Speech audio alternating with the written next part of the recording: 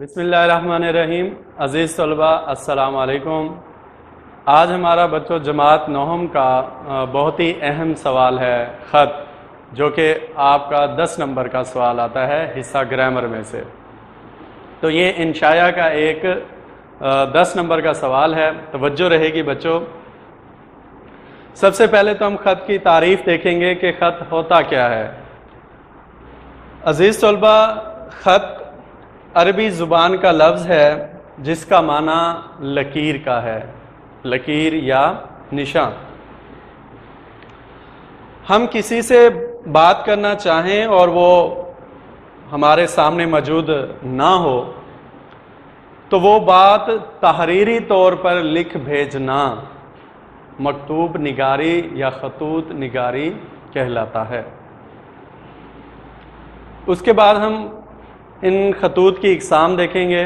3 اقسام ہیں عام طور پر: ذاتی اور نجی خطوط، دفتری یا سرکاری خطوط، اور کاروباری خطوط۔ تو بچوں، ذاتی اور نجی خطوط سے مراد یہی جو آپ اپنے رشتہ داروں کو، ماں بہن کو اور والد صاحب کو، یا وہ آپ کو لکھتے ہیں یا آپ ان کو لکھتے ہیں، یہ ذاتی یا نجی خطوط ہوتے ہیں۔ اپنی خیریت دریافت کرنے کے لیے، حال احوال پوچھنے کے لیے ان کو جو خط لکھے جاتے ہیں۔ اس کے بعد دفتری یا سرکاری خطوط ہوتے ہیں، یعنی ایک افسر جو ہے وہ اپنے ماتحت سے جو رابطہ کرنا چاہتا ہے، جو بات چیت کہنا چاہتا ہے، اس کے ذریعے جو وہ تحریری بات چیت ہوتی ہے ایک شہر سے دوسرے شہر میں، تو اسے دفتری یا سرکاری خطوط کہا جاتا ہے۔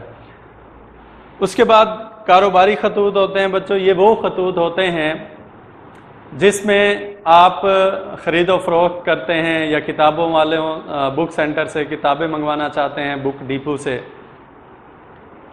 یا پھر کسی فیکٹری میں سے کوئی چیز منگوانا چاہتے ہیں، تو اس طرح کے خطوط جو ہے وہ کاروباری خطوط جو ہے وہ کہلاتے ہیں۔ اس کے بعد بچوں ہم خط کے حصے دیکھیں گے۔ عام طور پر بچوں خط جو ہے 4 بڑے حصوں پر مشتمل ہوتا ہے۔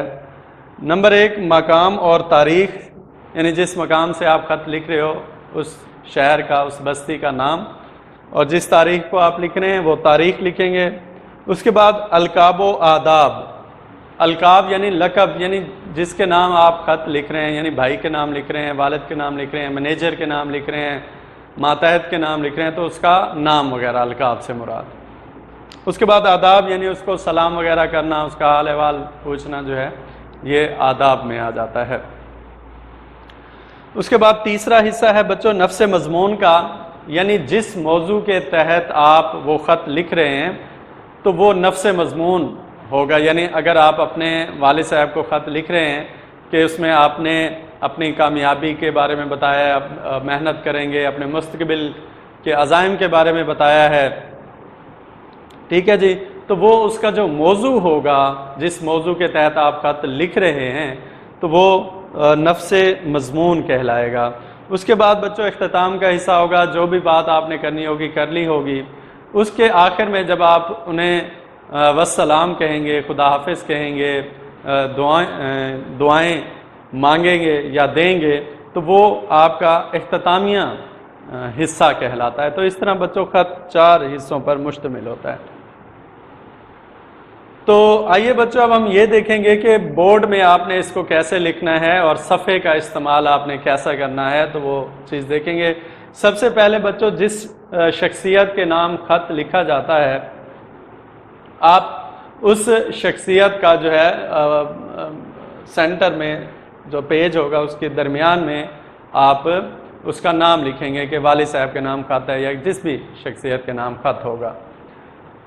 اس کے بعد پہلی چیز جو آپ کو نمبر دینے والی ہے یا آپ کا خط کا آغاز ہے، تو وہ آپ مقام لکھیں گے، یعنی امتحانی مرکز، جو میں نے آپ کو پہلی بات بتائی تھی مقام اور تاریخ والی۔ تو یہ آپ امتحان گاہ سے لکھ رہے ہیں تو امتحانی مرکز لکھیں گے۔ اس کے بعد بچوں جو تاریخ ہوگی، اگر وہی تاریخ لکھ دیں تو بہتر ہے، ورنہ کوئی اور تاریخ لکھ دیں تو اس سے کوئی نمبر نہیں کٹتے۔ زیادہ بہتر یہی ہے کہ جو تاریخ آپ پیپر کر رہے ہیں وہی تاریخ لکھ دیں۔ اس کے بعد بچوں القابات آ جائیں گے اور سلام آ جائے گا، جو آپ صفحہ کے درمیان میں لکھیں گے، جیسے آپ نے یہ چیز لکھی تھی۔ محترم ابا جان لکھیں گے، اس کے بعد بچوں ندایہ علامت لگائیں گے، پھر السلام علیکم اور اس کے بعد ختمہ لگا دیں گے۔ بچوں اس کو آپ علیحدہ علیحدہ بھی لکھ سکتے ہیں، اگر آپ اس کو علیحدہ لکھیں گے تو پھر السلام علیکم کے بعد بھی ندایہ علامت آئے گی، لیکن ایسا لکھ دینا زیادہ بہتر ہے کیونکہ آپ کی ٹیکسٹ بک میں ایسا ہی لکھا ہوا ہے گرامر کی، تو اسی طریقے سے لکھیں گے تو زیادہ بہتر ہے۔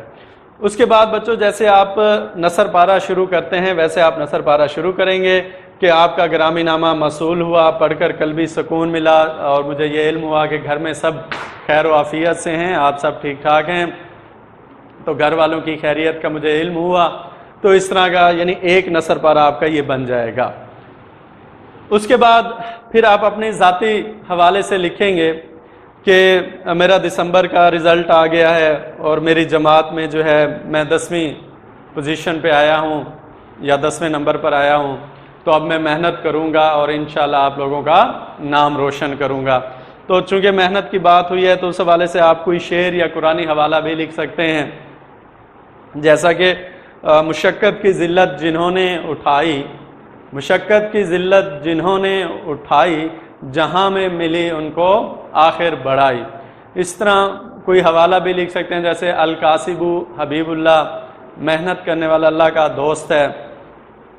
تو اس کے بعد بچوں آپ اپنے ذاتی حوالے سے بتانے کے بعد پھر آخر میں آپ کو والد صاحب نے جو نصیحتیں کی تو آپ ان کے بارے میں بتائیں گے کہ اب میں آپ کی نصیحتوں پر عمل کروں گا، اب میں بہت زیادہ محنت کروں گا، اور دعاؤں میں یاد رکھیے گا کہ یعنی آپ والدین سے یہ درخواست بھی کریں گے کہ آپ ہمیں دعاؤں میں یاد رکھیے گا۔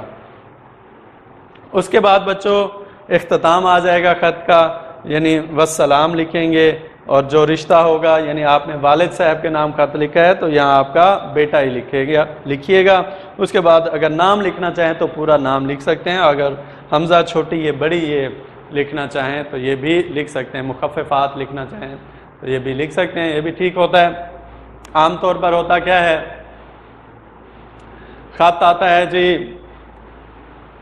مینیجر کے نام خط لکھیں، تو بچے جو ہے چونکہ ڈیمو دیا جاتا ہے کلاس میں کہ والد صاحب کے نام خط، جیسے میں نے آج لکھا ہوا ہے، تو بچوں کے ذہن میں وہی کھڑا ہوتا ہے کہ والد صاحب کے نام خط، تو مینیجر کی جگہ والد صاحب لکھا ہوتا ہے۔ تو یہاں پھر اب مینیجر کو خط لکھا ہوا ہے تو اگر وہاں مینیجر کی ہیڈنگ دے بھی دیں گے تو یہاں پہ پھر لکھ دیتے ہیں جی آپ کا بیٹا، تو آپ مینیجر کے بیٹے تو نہیں ہو سکتے نا، تو جو رشتہ یہاں پہ لکھیں گے اسی کا تعلق سے یہاں بھی لکھیں گے۔ اگر یہاں بہن کے نام خط لکھا ہے تو یہاں پہ بھائی آئے گا، یہاں باپ لکھا ہے تو یہاں پہ بیٹا آئے گا۔ اسی طرح کسی اور شخصیت کے حوالے سے ہے تو اس شخصیت کے حوالے سے دعا گو یا مخلص وغیرہ آپ لکھ سکتے ہیں۔ تو یہ عام طور پر بچوں غلطی ہوتی ہے پیپر میں، تو اس لیے میں نے آپ کو بتا دیا۔ اب بچوں لکھنے کا طریقہ تو آپ کو پتہ چل گیا، اب ہم دیکھیں گے اہم نکات کہ خط کے اہم نکات کون سے ہیں، آپ نے خط لکھتے ہوئے کن کن باتوں کو زیر غور رکھنا ہے، وہ باتیں کون کون سی ہیں۔ تو عزیز طلبہ، سب سے پہلے یہ جو امتحانی مرکز آپ لکھتے ہیں، یہ امتحانی مرکز بچوں 1 نمبر کا ہے۔ اسی طرح یہ تاریخ لکھتے ہیں جب 13 جولائی اور 2020، تو یہ بھی بچوں 1 نمبر کی تاریخ ہے، یعنی ڈیٹ لکھیں گے، اس کے بعد ختمہ کی علامت، پھر مہینہ لکھیں گے، پھر سال، اور پھر عیسوی کے لیے یہ عین کی چھوٹی سی حمزہ بناتے ہیں، تو یہ 1 نمبر۔ اس کے بعد یہ محترم یا مکرمی ابا جان لکھیں گے، السلام علیکم لکھیں گے، تو یہ بچوں ہاف نمبر کے ہوتے ہیں، یہ دونوں مل کر آپ کو 1 نمبر کے ملیں گے۔ اس کے بعد بچوں آپ اختتام کرتے ہیں، والسلام لکھتے ہیں بچوں، تو یہ والسلام جو ہے یہ 1 نمبر کا ہے۔ اس طرح بچوں ان چیزوں کو آپ نے خاص طور پر ذہن میں رکھنا ہے کہ امتحانی مرکز 1 نمبر کا ہے۔ اگر اس میں کسی بھی قسم کی چھوٹی سی بھی املا کی غلطی کر جاتے ہیں یا کوئی چیز لکھنا بھول جاتے ہیں تو آپ کا پورا نمبر ضائع ہو جائے گا۔ تو بچوں کوئی بھی سبجیکٹ ایسا نہیں ہے جس میں صرف ایک لفظ لکھیں اور ایک نمبر آپ کو مل جائے، تو بہت ہی آسان ہے اردو میں سے نمبر حاصل کرنا، لیکن آپ کی توجہ نہیں ہوتی، املا کی غلطیاں کر آتے ہیں اور اس وجہ سے آپ کے پھر امتحانات میں نمبر نہیں آتے۔ تو بچوں اس طریقے سے ایک ایک نمبر کی یہ ساری چیزیں ہیں اور یہ ٹوٹل آپ کے 4 نمبر بن جائیں گے۔ اس کے بعد یہ جو سارا نفس مضمون جو آپ نے یہ مضمون سارے کا سارا لکھا ہے، ٹھیک ہے، جو بھی موضوع تھا، یہ بچوں پھر 6 نمبر کا ہوگا۔ تو اس طرح بچوں 6 اور 4 یہ 10 نمبر کا آپ کا یہ خط ہوتا ہے۔ اسی طرح بچوں اگر آپ توجہ سے خط کریں گے، اس میں املا کی کوئی غلطی نہ ہو، تو بچوں اس میں پورے نمبر آ سکتے ہیں خط میں۔ بس صرف 2 ہی باتوں سے آپ کے بچوں نمبر کٹ سکتے ہیں، ایک یہ کہ آپ نے کوئی اہم نکات میں سے بات نہ چھوڑ دو، یعنی تاریخ لکھنا ہی بھول گئے ہوں، تو پھر ظاہر ہے پورے نمبر تو آپ کو نہیں مل سکتے۔ اور اسی طرح بچوں اگر آپ نے املا کی کوئی غلطی کر دی ہے تو ان 2 باتوں سے آپ کے نمبر کٹ سکتے ہیں۔ اگر آپ املا کی غلطی نہیں کریں گے، اہم نکات بھی پورے پورے لکھیں گے، تو انشاءاللہ عزیز آپ کو پورے پورے نمبر مل سکتے ہیں۔ عزیز طلبہ، آج کا لیکچر ختم ہوا، توجہ کیجئے گا ان باتوں پہ جو میں نے آپ کو باتیں بتائی ہیں۔ انشاءاللہ نیکسٹ لیکچر میں ملیں گے۔ اوکے بچوں، اللہ حافظ۔